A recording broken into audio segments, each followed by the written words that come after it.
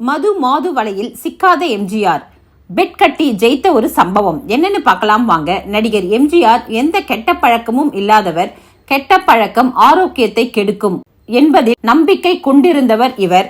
தனது உடம்பை தனது மூலதனம் என எண்ணிய அவர் தொடர்ந்து உடற்பயிற்சியை செய்து வந்தார்.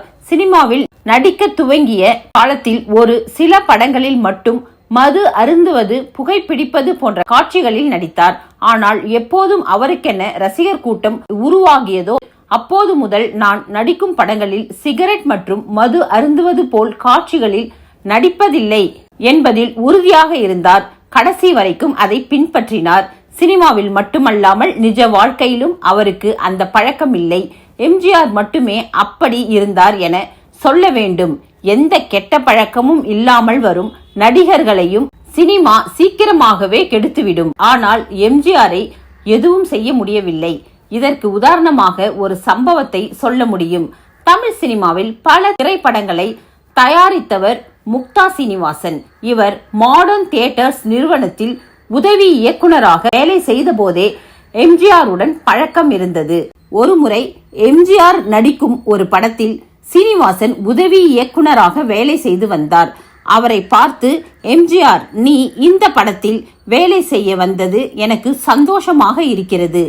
இன்று இரவு என் வீட்டுக்கு சாப்பிடவா என அழைத்திருக்கிறார். சாப்பிட்டுவிட்டு பேசிக் கொண்டிருந்த சீனிவாசன் எம்ஜிஆரிடம், இந்த கம்பெனியில் மது ஆறாக ஓடும், நடிகர்களும் பெண்களையும் அனுப்புவார்கள். உங்களை பற்றி எனக்கு தெரியும்.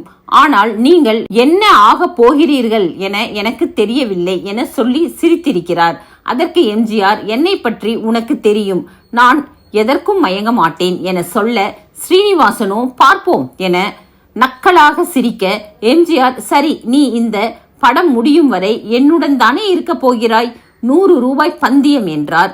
சீனிவாசன் சொன்னது போலவே படம் முடியும் வரை எம்ஜிஆருக்கு பல வலைகள் விரிக்கப்பட்டது. ஆனால் அதில் அவர் சிக்கவில்லை. படத்தின் சென்சார் முடிந்து ரிலீஸுக்கு தயாரானது. அப்போது எம்ஜிஆரை சந்தித்து சீனிவாசன், படத்தில் ஒரு கட் கூட இல்லை என சொல்ல, எம்ஜிஆரோ, அதெல்லாம் இருக்கட்டும், எங்கே 100 ரூபாய் என்று கேட்டிருக்கிறார். எதுவும் புரியாமல் சீனிவாசன் முழிக்க, மது மாது என எதிலும் நான் சிக்கினேனா என கேட்க, ஸ்ரீனிவாசனிடம் பதில் இல்லை.